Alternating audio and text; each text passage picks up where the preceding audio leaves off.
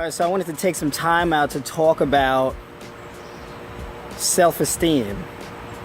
In particular, I want to talk about self-esteem and how to raise your level of self-esteem.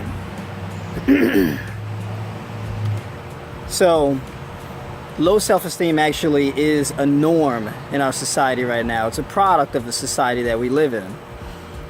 Now, the reason for that is because society was constructed that way, right? You have a ruling class. They want to remain on top.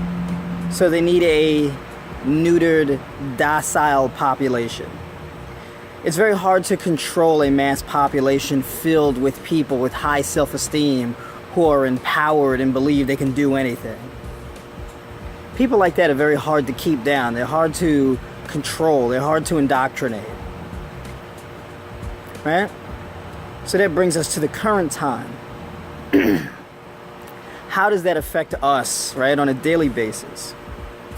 Where does low self-esteem start? Well, basically it starts as a child, right, where you grow up with having people dictate to you what you do, when you do it, and how you do it, and whether or not you can do it. We go from being energetic, lively children with wild imaginations, hopes, and dreams to being beaten down, stressed out adults working at jobs we hate because we believe we don't have another choice. You see, what low self-esteem is, or what self-esteem in general is an estimate of self, right? It's a belief system. It's not really based on any factual information. It's really just based on the beliefs of others and how we internalize and rationalize our life, past experiences, present experiences, and the environment around us. Now, self-esteem is good to have, right? It's what we have. It's a product of the ego, right? Having a level of self-awareness, like I acknowledge myself as a living human being. That is what my ego essentially is. My ego is my physical manifestation. It is what allows me to navigate the environment around me.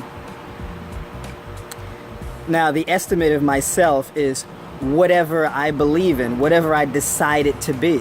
No one can give me high self-esteem, just like no one can give me low self-esteem. But your self-esteem can be influenced. So let's say you have low self-esteem. You don't have beliefs that benefit you. And these beliefs cause you to have a low estimate of self. That's what low self-esteem is. Right? So you may be a really scrawny, skinny guy and you want to put on muscle and you want to look strong and have a great physique. And you may feel, oh, I'll never be big like that. Maybe you've gotten picked on and you never fought back because you believed that, you were the small kid and, if you fought back, you couldn't win anyway. You'd just get beat up even more, so you didn't try. Or you were the fat kid that got picked on by kids half your size because of that low self-esteem. Now, these beliefs are just beliefs. They don't have to make sense, right? They don't have to be anything. They're just beliefs, right? And the only beliefs we really should have are the ones that serve us. People believe in God because they feel it serves them, right? God blesses you. God gives you eternal life. Whatever you believe, it is a belief that serves you, which is why you adopt and you keep that belief, ideally. So basically, in order to raise your level of self-esteem, you have to change your beliefs. You have to change your beliefs in regard to the estimate of yourself. Now, I'll share with you a story of how I did it, right? Because speaking from experience, I used to be the scrawny kid, right? Who, everybody was bigger than me and, I got picked on and things like that. And I didn't believe I could win if I fought back. I thought I'd just get beat up even more, right? And I had the friend who was chubby and whatnot, got made fun of being chubby and all that, right?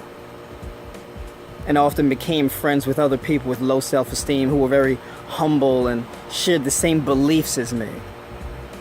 Because that's what we do, right? Birds of a feather flock together. So I remember when I got my first black eye. This kid, my age, same class as me, got mad at me for whatever reason, punched me right in the eye. Bah! Big ring around my eye, right? Purple ring around my eye, came home, mom saw it. She's pissed off, right? I couldn't tell her I didn't do anything about it. I felt ashamed, right? Now, I didn't necessarily feel ashamed of having the black eye.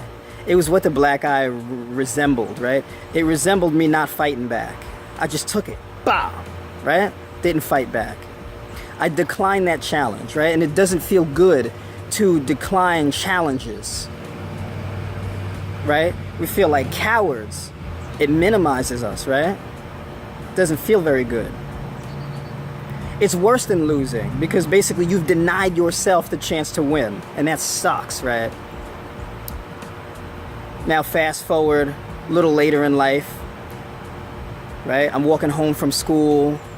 Some kid goes to my school. He follows me home or halfway home, right? He has a stick in his hand, whacks me in the leg with a stick. Bah, right? I get hit in the leg. I get home, my mother's standing at the door. She was looking through the glass pane of the door, seen the whole thing. She's pissed. I saw that. You didn't fight back. You just let him hit you like that. Why did you let him do that? I didn't have an answer. How could I? She says, you know what? You don't fight back and whoop his ass, or at least try, I'm going to whoop your ass. Right? That's what my mom said to me. Now, she could have said, you know what? I'm going to go to the school and I'm going to confront this kid and I'm going to slap the shit out of him, right? She could have said that. She could have just been pissed at the kid, but instead she directed it at me. Because she wasn't going to have a son who refused to fight back. She wasn't going to have a son that caved into low self-esteem and allowed himself to be abused by others. Right? Because when you have low self-esteem, it makes you susceptible to be abused by others rather easily. So next day, right, I mustered up the courage, went to school, whooped that kid's ass, right? Bam, it's a victory. Ever since then, I'm like, you know what? I can win. I'm more than just the skinny little kid that everybody makes fun of and picks on. I'm more than that. I can fight back. Right? Fast forward through the years, practicing martial arts, getting really good at fighting, learning the strategies of combat, right? And with every win, every time somebody went to go pick on me, with every win and I fought back and I won, I gained the respect of my peers, I gained the respect of myself. It raised my level of self-esteem, it changed my beliefs. It made me realize that I can win under any circumstance. It made me realize and believe that I was invincible until the day that I decided that I wasn't. Again, it's all a belief, right? But the belief that you can be unbeaten, that you can see victory in every situation, that's a powerful belief, and that it will set your life straight, right? Speaking from personal experience. So how does that apply to you? Maybe you're trying to lose weight and your whole family is obese, right? I've had clients, again, low self-esteem. They didn't believe that they can lift the weight. They didn't believe that they can lose the weight. Weight on the floor, 135 pounds on the bar. I tell them, go ahead, pick it up. They say, I never done that before. I can't do that. See, but they say that they can't do it because they've never done it. They're going into unfamiliar territory. And then the fear presents itself. And you can give in to the fear. Or you can face it head on. And so I've had the clients where they went up to the bar and they lifted it. And they said, oh crap, I can do that. Wow. And they felt invigorated. They felt great because they accepted the challenge, right? Me as that little kid, I didn't accept the challenge. I felt terrible. My clients who accept the challenge, they feel great. They feel phenomenal. It lights a major fire in their heart. And they come back to the gym stronger than ever, more motivated than ever. This is how you overcome low self-esteem. You accept the challenge, right? You work towards changing those beliefs that do not serve you. And every time you accept the challenge, every time you change those beliefs, you work towards changing those beliefs, every little win you get, that low self-esteem starts to change into high self-esteem. The estimate of yourself grows. And this is ultimately how you shed the old skin and become a new you. This is how you grow mind, body, and soul.